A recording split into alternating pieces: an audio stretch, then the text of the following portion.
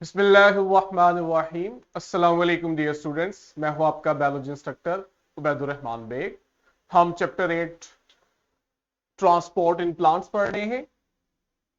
आज जो इसका एसएमओ हम पढ़ेंगे वो है describe the process of gases exchange in plants. Action verb पे अगर आपने गौर किया हो, हमने डिस्क्राइब करना है, इलेबोरेट करना है प्लांट्स किस तरह से गैसेस एक्सचेंज करते हैं। आइए एक सिमुलेशन से हेल्प लेते हैं। हम ये सिमुलेशन पहले भी यूज करते रहे हैं। अब ये आपके पास जो प्लांट बॉडी है, इसमें अगर हम लीफ पे आए और लीफ का स्ट्रक्चर देखें, यहां आप देखोगे कि लीफ के स्ट्रक्चर में आपके पास ओपनिंग्स हैं। ठीक है, कुछ इस तरह से कर लेते हैं। ये साइड व्यू है जहां जाइलम में जो वाटर है वो मूव कर रहा है, जबकि साथ ही आप देखते हो कि ये वाटर लीफ में मौजूद ओपनिंग के थ्रू लीफ को छोड़ के बाहर एटमॉस्फेयर में भी जा रहा है। ये जो ओपनिंग है जहां से वाटर लीफ को छोड़ के एटमॉस्फेयर में जा रहा है, इट इज स्टोमेटा। और हमने पढ़ा है कि ये प्रोसेस है ट्रांसपायरेशन। लेकिन हमारा टॉपिक है आज का गैसेस एक्सचेंज। असल में ये जो स्टोमेटा है, ओपनिंग्स हैं जहां से वाटर एक्सचेंज होता है, यही वो पॉइंट्स है जहां से गैसेस एक्सचेंज भी होगा। बेसिक स्कीम देख लें। स्टोमेटा जब ओपन हुए हैं तो हमारे पास क्या होगा, जरा हम वाटर को रिमूव करवा लें। ये देखें, अब इन स्टोमेटा में से ना दो तरह की गैसेस हैं जिन्होंने मूव करना है। एक गैस लीफ में आएगी क्योंकि लीफ को वो चाहिए, और दूसरी लीफ से जारी होगी क्योंकि लीफ में वो अननेसेसरी है, एक्सेस है। अब ये जो एटमॉस्फेयर है, इस तरफ आपके पास है एयर, एटमॉस्फेयर है, और दूसरी तरफ है लीफ। बीच में हम देखते हैं हमारे पास ये एपिडर्मिस की लेयर है, और इन एपिडर्मिस लेयर के अंदर यहां आपके पास मौजूद है स्टोमेटा। होगा ये कि यहां पे ये जो ग्रीन पार्ट है लीफ का, ये है मेसोफिल सेल्स, और इन मेसोफिल सेल्स में क्लोरोप्लास्ट है जो फोटोसिंथेसिस करवा रहा है। और इस फोटोसिंथेसिस के दौरान प्लांट्स को कार्बन डाइऑक्साइड चाहिए। लीफ के अंदर कार्बन डाइऑक्साइड कम है, एयर के अंदर कार्बन डाइऑक्साइड ज्यादा है। तो जब स्टोमेटा ओपन होंगे, बाहर से एयर से कार्बन डाइऑक्साइड लीफ में एंटर करेगी। क्यों? क्योंकि फोटोसिंथेसिस के दौरान ये चाहिए।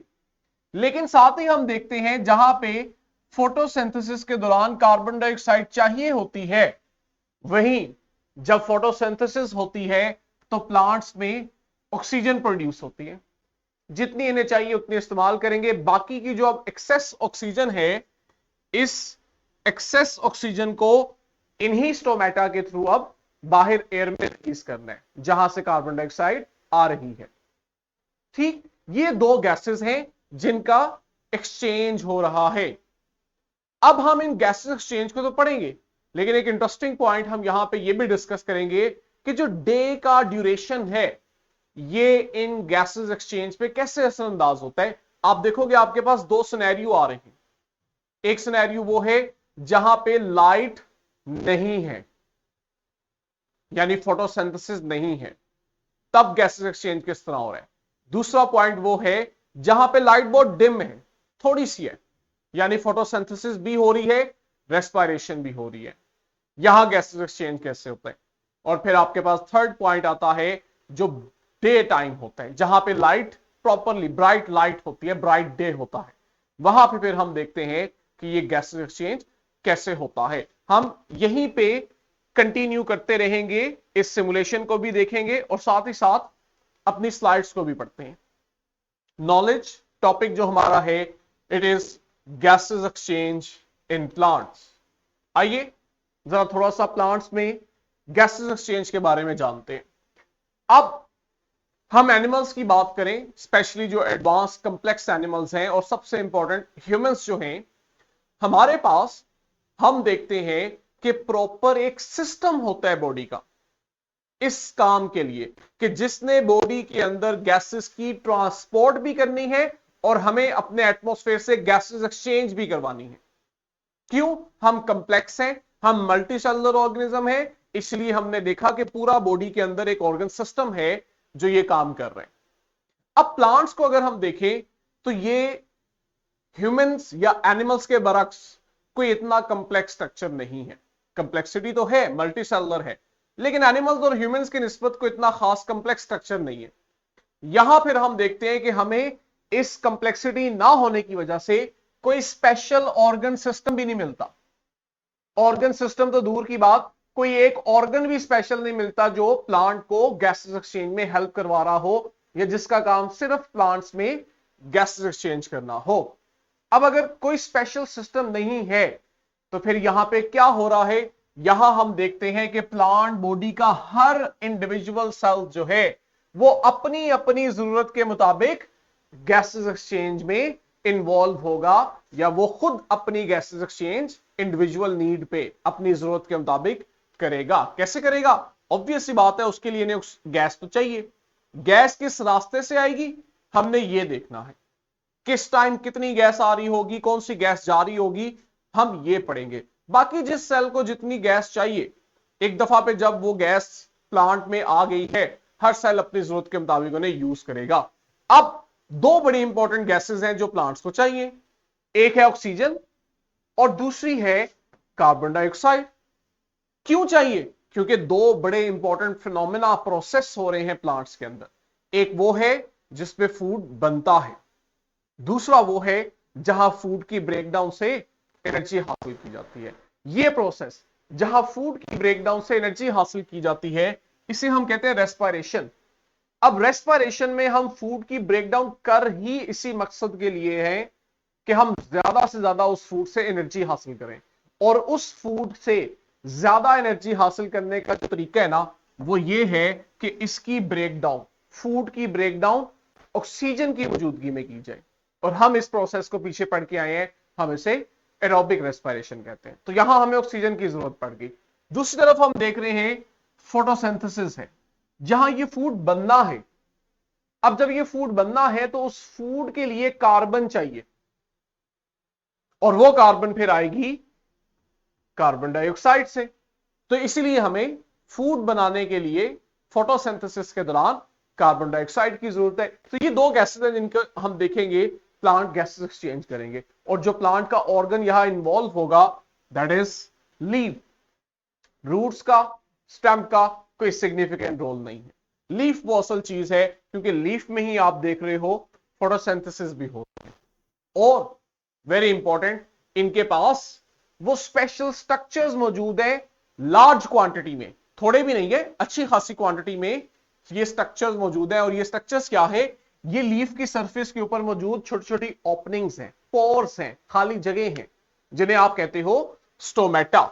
ये जो स्टोमेटा है हम देखते हैं इनके थ्रू गैसेस एक्सचेंज होता है, और गैसेस जो हैं वो लीफ के अंदर मौजूद जो स्पेसेस हैं वहां आ जाती है। लीफ के सेल्स में जो स्पेसेस हैं इन्हें हम कहते हैं intra, within, between, intercellular spaces, cells के दरमियान में जो स्पेसेस हैं। जरा हम सिमुलेशन को देखते हैं, ये पॉइंट मैं आपको वहां से विजुअलाइज करवाता हूं कि होगा क्या कि ये देखो, ये जो आपके पास अब ग्रीन पार्ट है ये दोनों मीजोफिल सेल्स हैं, लेकिन आप वाज़िया देख सकते हो कि ना सिर्फ इनकी शेप में फर्क है, इनकी अरेंजमेंट में भी फर्क है। ऊपर वाले हमारे पास पैलिसेड मीजोफिल सेल्स हैं, पढ़ा है हमने चैप्टर 2 के अंदर, और नीचे आपके पास जो सेल्स हैं they are spongy mesophyll cells. और हमें मालूम है कि spongy mesophyll cells loosely arrange होते हैं, इनमें खाली जगह रह जाती है। देख रहे हो ये जिन्हें मैं सर्कल कर रहा हूं ये सेल्स हैं, और इन सेल्स के दरमियान में देखो एम्प्टी स्पेसेस हैं, ये सब एम्प्टी स्पेसेस हैं। ठीक, अब होता यह है कि ये जो गैसेस हैं स्पेशली कार्बन डाइऑक्साइड जो प्लांट को चाहिए स्टोमेटा से आती है और आके इन सेल्स के दरमियान में इन खाली जगहों पे रह जाती है। ठीक हो गया, मैं चाह तो नहीं रहा लेकिन जरा हम इसको क्लियर करके 3D देखते हैं ताकि आपको समझ आए। ये देखो, इसको जूम करके देखो, आपको क्या सेल्स के दरमियान में वो स्पेस नजर आ रही है? ये जो एम्प्टी स्पेस है, ये है ही इसी मकसद के लिए कि जो गैसेस आ रही हैं, ये गैसेस इन खाली जगहों के अंदर फिल कर जाएं, ताकि फिर जिस सेल को जितनी जरूरत है इन स्पेसेस से वो गैस सेल में जाती रहे। तो ये हमारा पॉइंट है जो हम देख रहे हैं। अब मजे की बात है, कहते हैं ये जो स्टोमेटा है ना, अगर हम देखें तो ये हमारे पास लीफ की अंडर साइड, लोअर साइड पे होते हैं। इसकी लॉजिक ये है कि अगर ये अपर साइड पे हो तो अपर साइड पे विंड और सनलाइट का इफेक्ट ज्यादा होता है, जिस वजह से हम देखते हैं कि जो खुश्की पे रहने वाले, जमीन पे रहने वाले प्लांट्स हैं, इनमें अगर इनके स्टोमेटा अपर लीफ पे हो तो water loss, rate of transpiration ज्यादा हो जाता है, जो कि इनके लिए नुकसानदेह भी हो सकता है। उस चीज से बचने के लिए फिर अल्लाह ताला ने क्या किया कि जो खुश्की वाले प्लांट्स हैं इनकी लोअर सरफेस पे स्टोमेटा रखती है, ताकि डायरेक्ट सनलाइट और विंड एक्सपोजर इनका कम हो और उसी वजह से लॉस ऑफ वाटर कम हो। तो ये आपको मिलते हैं अंडर साइड। यहां फिर हम देखते हैं कि आपके पास स्टोमेटा से गैस आई, मेसोफिल इंटरसेलुलर स्पेस, और इंटरसेलुलर स्पेस से जो सराउंडिंग के मेसोफिल सेल्स हैं वो इन्हें अपनी जरूरत के मुताबिक यूज करते हैं। ये देखो एग्जैक्ट वही चीज है जो हम ज्यादा बेहतर 3D एनिमेशन से भी देख रहे हैं। सबसे ऊपर क्या है, इतना हिस्सा अपर एपिडर्मिस, फिर नीचे आपके पास मेसोफिल सेल्स हैं, उनमें से सबसे ऊपर आपके पास पैलिसेड है, नीचे स्पॉन्जोफिल, स्पॉन्जी मेसोफिल, और सबसे एंड पे लोअर एपिडर्मिस, और यहां कहीं आपके पास स्टोमेटा है। और साथ ही हम देखते हैं कि हमें लीफ के अंदर वेन मिलती है। वेन वो स्ट्रक्चर होता है, अगर हम सिमुलेशन में देखें, जहां पे असल में लीफ के अंदर जाइलम और फ्लोइम होती है। ये देखो, इस हिस्से को आप लीफ कह रहे हो, पत्ते की ये वेन है, वेन कहते हैं इसको, जहां पे जाइलम और फ्लोइम पड़े हुए हैं, जहां से ये पानी आ रहा है लीफ के अंदर। ठीक है। अच्छा, एक और सिमुलेशन भी है, वो भी हमने यूज की हुई है, इसमें भी हम एक नजर दोहरा लेते हैं, क्योंकि हमने जब गैसेस एक्सचेंज पढ़ना है तो हमें इससे भी उसमें मदद होगी। ये ले जी, ये वो हमारे स्टोमेटा है जो लीफ की लोअर सरफेस पे पड़े हैं। यहां दोनों सूरतों में है, क्लोज भी है, ओपन भी है। और अभी आप देखोगे कि यहां से ये देखो क्या चीज रिलीज हो रही है, ऑक्सीजन। तो ये क्या है, गैसेस एक्सचेंज, लीफ से बाहर एटमॉस्फेयर में आ रही है, जबकि इसके बरक्स एटमॉस्फेयर से कार्बन डाइऑक्साइड है जिसने अंदर आना है। ठीक है। और साथ ही आप देखते हो वाटर भी लॉस होता है। देखो यहां भी हम क्लियरली देख सकते हैं कि सेल्स में स्पेसेस हैं वाटर की ट्रांसपोर्ट के लिए, जो पानी ट्रांसपरेशन के लिए जो स्टोमेटा ओपन होता है, यहीं से गैसेस एक्सचेंज भी होता है। वापस आते हैं अपनी स्लाइड पे। कहते हैं दो बड़े जो इंपॉर्टेंट फिनोमिना जो गैस एक्सचेंज के साथ लिंक है, वो है रेस्पिरेशन और फोटोसिंथेसिस। असल में इन्हीं के लिए हमें गैसेस चाहिए।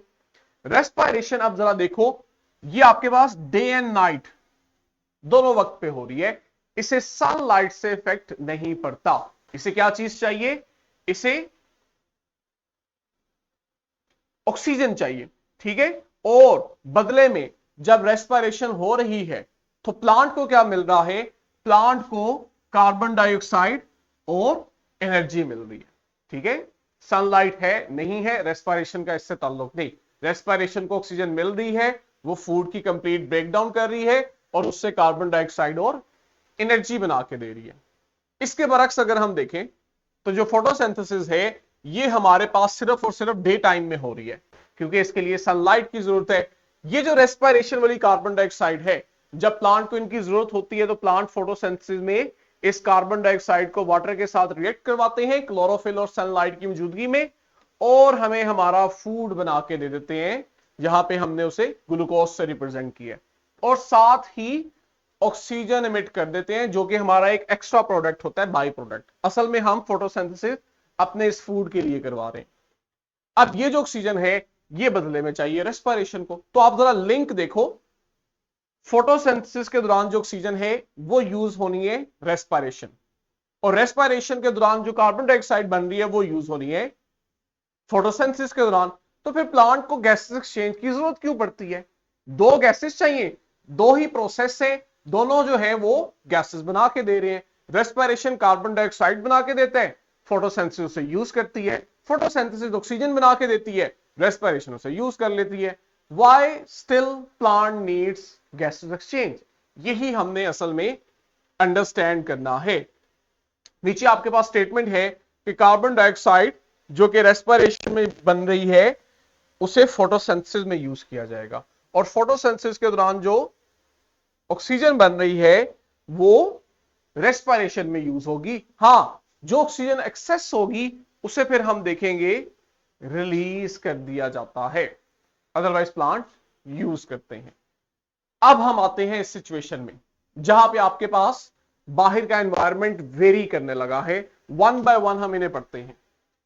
कहते हैं जो प्लांट्स के अंदर रेट ऑफ फोटोसिंथेसिस, फोटोसिंथेसिस कितनी है, कम है, ज्यादा है, ये लाइट इंटेंसिटी पे बड़ा डिपेंड करती है। और जब आपके पास सिनेरियो होता है डिम लाइट, अब आपने खुद सोचना है कि इस 24 घंटे की साइकिल में कौन सा ऐसा लम्हा या लम्हात है जब लाइट बड़ी डिम होती है। कुछ सेकंड का पॉज लें और इसको सोचें। क्या क्या हम लोग ऑब्जर्व नहीं करते कि डॉन के टाइम, सुबह जब सूरज तुलू हो रहा होता है, ठीक, और दूसरा टाइम डस्क का, जब सूरज गुरूब हो रहा होता है। आसान अल्फाज में अगर हिंट देना चाहूं, वो जो सुबह फजर का टाइम है उसके बाद, और शाम को मगरिब के टाइम के वक्त जब हम देखते हैं बहुत थोड़ी सी रोशनी होती है आसमान पे, तो इसका मतलब है लाइट आ गई ना। वो लाइट जो है वो इतनी होती है कि प्लांट में उस वक्त फोटोसिंथेसिस स्टार्ट हो जाती है। इससे पहले अगर आप देखो तो आपके पास या दिन है या रात है। अगर आप सुबह के वक्त डॉन की बात कर रहे हो तो वो रात से अब दिन की तरफ आ रही है। अगर आप डस्क की बात कर रहे हो तो दिन से रात होने वाली है। इन लम्हों में ना, जहां पे लाइट बहुत डिम है, यहां फिर हम कहते हैं नेट गैसेस एक्सचेंज जीरो हो जाता है। इस स्टेटमेंट पे आपने फोकस करना है, मैं अभी आपको एलैबोरेट करता हूं। और उसकी वजह क्या है? क्योंकि इन पॉइंट पे डॉन और डस्क जहां पे लाइट डिम है, यहां हम कहते हैं रेट ऑफ फोटोसिंथेसिस और रेट ऑफ रेस्पिरेशन इक्वल, बराबर हो गए हैं। मैंने वर्ड हाईलाइट किया है नेट गैसेस एक्सचेंज। अब जरा आओ एनिमेशन पे, वहां मैं आपको यह चीज एलैबोरेट करता हूं कि नेट गैसेस एक्सचेंज जीरो से क्या मुराद है। अब आपने यहां पे अंडरस्टैंड करना है कि मैं नेट गैसेस एक्सचेंज से क्या मतलब ले रहा हूं। पहले तो हमने देखना है gases exchange. Gases exchange simply क्या है कि जो गैस है वो एक जगह से दूसरी जगह जा रही है। लेट्स से हमारे पास, अब मैं यहां पे आपको अलग अलग दिखाता हूं। हमारे पास जो ऑक्सीजन बनी वो प्लांट से बाहर एयर में आ रही है, और एयर के अंदर मौजूद कार्बन डाइऑक्साइड एयर से प्लांट में जा रही है। इसे आप कह रहे हो गैसेस एक्सचेंज हो रहे हैं, ठीक है। अब जब डिम लाइट है, डिम लाइट के वक्त में हमने कंडीशन रखी है कि rate of photosynthesis is equal to rate of respiration. मतलब ये कि प्लांट को फोटोसिंथेसिस के दौरान जितनी क्वांटिटी में कार्बन डाइऑक्साइड चाहिए उतनी ही क्वांटिटी में आप देखते हो वो रेस्पिरेशन के दौरान ऑक्सीजन भी बना रहा है। इसका मतलब ये है, ठीक है, ये कोई मैथमेटिकल एक्सप्रेशन नहीं है, मैं खुद आपके लिए शॉर्ट करके इस तरह लिख रहा हूं ताकि आपको समझ आए। यानी फोटोसिंथेसिस और रेस्पिरेशन का इक्वल हो जाना, इसका मतलब यह होता है कि प्लांट्स को फोटोसिंथेसिस के दौरान जितनी कार्बन डाइऑक्साइड चाहिए होती है वो रेस्पिरेशन से मिल रही होती है, और रेस्पिरेशन के लिए जितनी ऑक्सीजन चाहिए होती है वो इन्हें फोटोसिंथेसिस से मिल रही होती है। ठीक हो गया। दूसरे अल्फाज में कि आपके पास, और सिंप्लीफाई करें, जितने ऑक्सीजन के मॉलिक्यूल्स प्लांट्स रिलीज करते हैं, ठीक, उतना आप देखते हो कि ये ऑक्सीजन के मॉलिक्यूल्स एब्जॉर्ब भी करते हैं। ठीक है, आपके पास जितने ये ऑक्सीजन के मॉलिक्यूल्स डिम लाइट में रिलीज कर रहे हैं उतने ही एब्जॉर्ब करते हैं। रिलीज क्यों करते हैं? क्योंकि फोटोसिंथेसिस के दौरान ऑक्सीजन बनी, नॉर्मली क्या हुआ, उसे रिलीज कर दिया, लेकिन साथ रेस्पिरेशन भी तो हो रही है। उतनी ही हमने देखा ऑक्सीजन जो है वो दोबारा से एब्जॉर्ब भी कर ली। और दूसरी तरफ अगर आप देखो फोटोसिंथेसिस के दौरान कि जितनी कार्बन डाइऑक्साइड एब्जॉर्ब की उतनी ही रेस्पिरेशन के दौरान जो कार्बन डाइऑक्साइड प्रोड्यूस हुई उसको रिलीज कर दिया। तो हमने कहा कि नेट गैसेस एक्सचेंज जीरो हुआ। नेट गैसेस एक्सचेंज का मतलब होता है गैस एक्सचेंज हो रहा है। प्लांट्स अभी भी ऑक्सीजन रिमूव करते हैं, कार्बन डाइऑक्साइड एब्जॉर्ब करते हैं, लेकिन जो नेट है ना, डिफरेंस है, ये जीरो है। अगर प्लांट्स के मॉलिक्यूल्स 10 ऑक्सीजन के मॉलिक्यूल रिलीज करते हैं तो 10 दोबारा एब्जॉर्ब भी कर लेते हैं। ये बात समझ आई कि 10 ऑक्सीजन के मॉलिक्यूल्स अगर प्लांट रिलीज कर रहे हैं तो 10 एब्जॉर्ब भी कर रहे हैं। तो नेट ओवरऑल कितना एक्सचेंज हुआ है? सिफर। जितने रिलीज किए उतने ही एब्जॉर्ब कर लिए। नेट गैसेस एक्सचेंज जीरो हुआ है। अगर आपसे एग्जामिनर पूछे गैसेस एक्सचेंज क्या है तो आप उसे कभी भी जीरो नहीं कहोगे। ऑक्सीजन का रिलीज होना फिर एब्जॉर्ब होना, गैसेस एक्सचेंज तो हो रहे हैं ना। ठीक है, इसी तरह आप देखते हो कि फोटोसिंथेसिस के दौरान जितनी कार्बन डाइऑक्साइड वो एब्जॉर्ब कर रहे होते हैं उतना ही रेस्पिरेशन से बनने वाली कार्बन डाइऑक्साइड दोबारा एयर के अंदर रिलीज भी कर रहे होते हैं। तो गैसेस एक्सचेंज हो रही होती है, प्लांट कार्बन डाइऑक्साइड एब्जॉर्ब भी कर रहे हैं, रिलीज भी कर रहे हैं, लेकिन चूंकि क्वांटिटी इक्वल है इसलिए हम कह देते हैं नेट गैसेस एक्सचेंज क्या हुआ? सिफर हो गया। ठीक है, अब जरा इसके पीछे लॉजिक समझो, वो क्या है? रेस्पिरेशन तो हो रही है। जब रेस्पिरेशन हो रही है तो इसका मतलब है कार्बन डाइऑक्साइड तो बन रही है। ये बात समझ आई कि जब रेस्पिरेशन हो रही है तो प्लांट्स कार्बन डाइऑक्साइड तो बना रहे हैं। अब लेट्स से रात का वक्त था, रेस्पिरेशन हो रही थी, कार्बन डाइऑक्साइड बन रही थी, प्लांट्स कार्बन डाइऑक्साइड को रिलीज कर रहे थे, लेकिन जैसे ही डिम लाइट आई, डिम लाइट का मतलब है अब फोटोसिंथेसिस भी होगी। अब जब फोटोसिंथेसिस होगी तो इसका मतलब है प्लांट्स कार्बन डाइऑक्साइड यूज करेंगे। अब जितनी कार्बन डाइऑक्साइड फोटोसिंथेसिस जितनी कार्बन डाइऑक्साइड रेस्पिरेशन बना रही है, डिम लाइट में चूंकि फोटोसिंथेसिस बहुत ज्यादा नहीं होती, तो आप देखते हो वो जो थोड़ी सी फोटोसिंथेसिस है वो रेस्पिरेशन के दौरान बनने वाली कार्बन डाइऑक्साइड को अपने इस्तेमाल में ले आती है। तो हम कहते हैं नेट एक्सचेंज क्या हुआ? सिफर। जितनी बनाई उतनी यूज कर ली। यही चीज अब आप रिवर्स करो ऑक्सीजन के साथ। फोटोसिंथेसिस ने ऑक्सीजन बना के देनी है। अब फोटोसिंथेसिस से जितनी ऑक्सीजन आएगी आप देखोगे चूंकि रेस्पिरेशन हो रही है तो उतनी ही ऑक्सीजन रेस्पिरेशन के दौरान यूज हो जाएगी। तो नेट एक्सचेंज सिफर, लेकिन एक्सचेंज हो रहा होता है, ये जो मैंने आपको समझाया। हम वापस आते हैं अपनी स्लाइड पे। आई होप आपको ये चीज समझ आ गई होगी। ये बिल्कुल ऐसे ही है जैसे आप ईद पे किसी को 50 रुपए दो और बदले में वो भी आपको 50 दे दे। एक्सचेंज हुआ लेकिन net profit zero, net exchange zero. यही काम यहां पे भी होता है डे लाइट के अंदर। अब जरा आप देखो, दिन बढ़ता जा रहे हैं।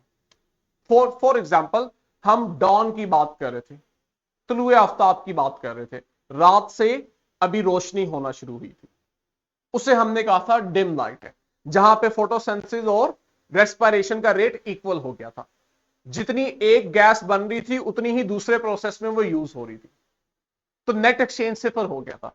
लेकिन अब आहिस्ता आहिस्ता दिन बढ़ रहा है, रोशनी बढ़ रही है। जैसे ही रोशनी बढ़ेगी अब आप कहोगे कि रेस्पिरेशन और फोटोसिंथेसिस का रेट इक्वल है, क्योंकि रोशनी ज्यादा होने का मतलब है फोटोसिंथेसिस ज्यादा हो गई है। यहां हमें वो बता रहा है कि आपके पास कितना फर्क आता है कि ब्राइट लाइट में जब रोशनी बहुत ज्यादा होती है दिन के वक्त, हम देखते हैं कि हमारे पास फोटोसिंथेसिस जो है ये रेस्पिरेशन की निस्बत 20 गुना ज्यादा हो रही होती है। ये बात समझ आई कि दिन के वक्त हम कहेंगे कि रेट ऑफ फोटोसिंथेसिस 20 टाइम्स ज्यादा है रेट ऑफ रेस्पिरेशन से। वापस आते हैं अपनी एनिमेशन पे, सिमुलेशन पे। वहीं से हम कंटिन्यू करते हैं। रात को तो डिम लाइट में तो इक्वल हो गए थे, लेकिन अब आपके पास क्या हुआ, रेट ऑफ फोटोसिंथेसिस ज्यादा हो गया है रेट ऑफ रेस्पिरेशन से।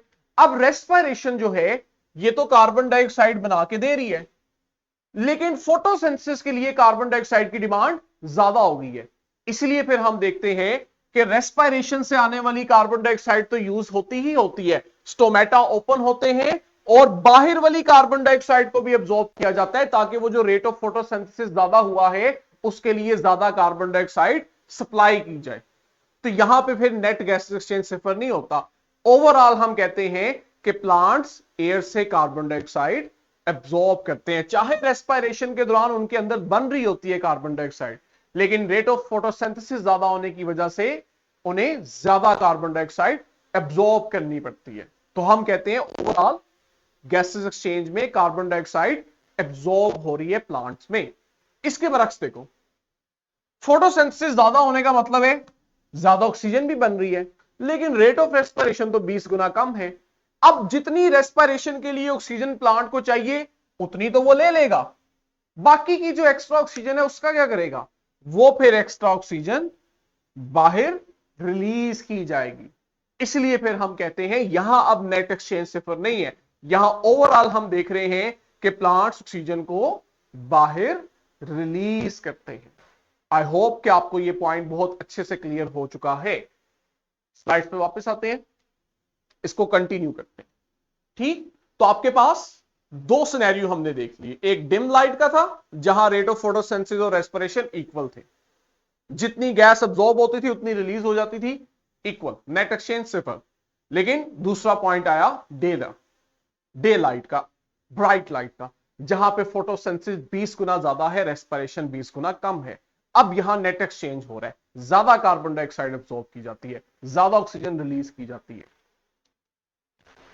तीसरा सिनेरियो है रात का वक्त है, लाइट है ही नहीं है, डिम और ब्राइट से बाहर आ जाओ। लाइट ही नहीं है तो इसका क्या मतलब है, नो फोटोसिंथेसिस। नो फोटोसिंथेसिस का मतलब है कि अब आपके पास सिर्फ रेस्पिरेशन हो रही है, और रेस्पिरेशन क्या चीज बना के देती है, कार्बन डाइऑक्साइड। तो इसका मतलब है कि वो जो कार्बन डाइऑक्साइड रेस्पिरेशन के दौरान बनी, अब फोटोसिंथेसिस ना होने की वजह से उसका कोई इस्तेमाल नहीं, तो प्लांट्स क्या करेंगे, रात को कार्बन डाइऑक्साइड रिलीज करेंगे। इसी वजह से हम अक्सर कहते हैं कि रात के वक्त पौधों के पास मत जाओ, ज्यादा मत बैठो उसकी कंपनी में। क्यों, क्योंकि रात के वक्त आपके पास जो प्लांट्स हैं वो एयर में कार्बन डाइऑक्साइड रिलीज करते हैं, जिसकी वजह से आपके पास जो प्लांट्स की सराउंडिंग में एयर है वहां रात में कार्बन डाइऑक्साइड ज्यादा होती है, जिस वजह से अक्सर कहा जाता है कि रात में प्लांट्स के करीब ज्यादा टाइम ना गुजारें, ताकि आपके अंदर भी वो इनहेल होके कार्बन डाइऑक्साइड ना आए। ठीक है, ये देखो सारी कहानी मैंने अब यहां समराइज कर दी है। जिसने कंसेप्ट समझ लिया वो इस डायग्राम को जब जब पढ़ेगा उसको सारी बात याद आ जाएगी। हम डार्कनेस से स्टार्ट करते हैं। ठीक है, डार्कनेस में क्या, ओनली रेस्पिरेशन, नो फोटोसिंथेसिस।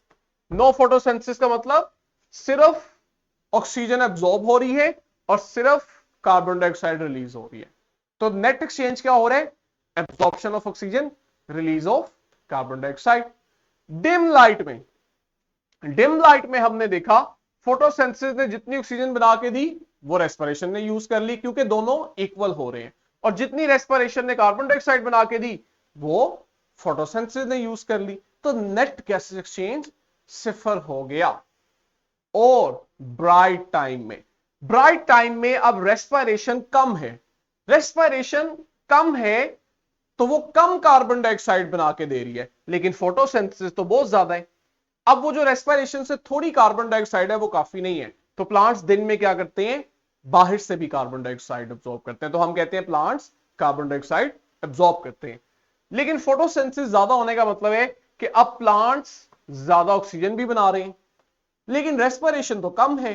तो इसका मतलब है थोड़ी सी ऑक्सीजन रेस्पिरेशन में जाएगी, बाकी की एक्स्ट्रा ऑक्सीजन एटमॉस्फेयर के अंदर रिलीज कर दी जाएगी। ठीक है, ये आपके पास हो रहा है। अब लास्ट में हम बात करते हैं कि ये तो हुआ टेरेस्ट्रियल एनवायरनमेंट में, कि टेरेस्ट्रियल एनवायरनमेंट में जो गैसेस एक्सचेंज है उसको एटमॉस्फेयर के साथ किया जाता है, यानी कि एटमॉस्फेयर से गैस ली जाती है या एटमॉस्फेयर के अंदर गैस रिलीज की जाती है। एक्सचेंज हो रहा है प्लांट की बॉडी और एटमॉस्फेयर के दरमियान। जबकि एक्वेटिक प्लांट में हम देखते हैं यहां पे डिफ्यूजन की जाती है वाटर में मौजूद कार्बन डाइऑक्साइड और डिसॉल्व ऑक्सीजन। ठीक है, जो पानी होता है इसमें गैसेस पहले डिसॉल्व होती हैं, फिर आप देखते हो एक्सचेंज होता है। यानी अगर एटमॉस्फेयर से ऑक्सीजन लेनी है तो पहले वो डिसॉल्व होगी पानी में, फिर उस पानी में डिसॉल्व ऑक्सीजन को प्लांट्स एब्जॉर्ब करेंगे, यूटिलाइज करेंगे। यही चीज ऑपोजिट, कार्बन डाइऑक्साइड प्लांट पहले रिलीज करेंगे पानी में, पानी में वो डिसॉल्व होगी, वहां से फिर आप देखोगे वो कार्बन डाइऑक्साइड एयर में आएगी।